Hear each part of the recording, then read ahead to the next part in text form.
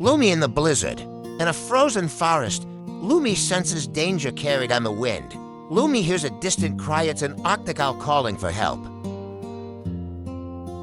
Lumi follows faint paw prints in the snow. A sly-ice fox warns Lumi of shadows lurking nearby. Suddenly, a roaring avalanche thunders down the mountain. A snow lynx offers Lumi shelter beneath a frozen tree. Lumi finds a glowing mark. The shadow's trail begins here. Lumi steps through a mirror of ice and vanishes into the unknown.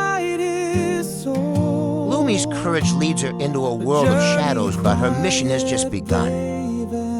Which animal did you like the most?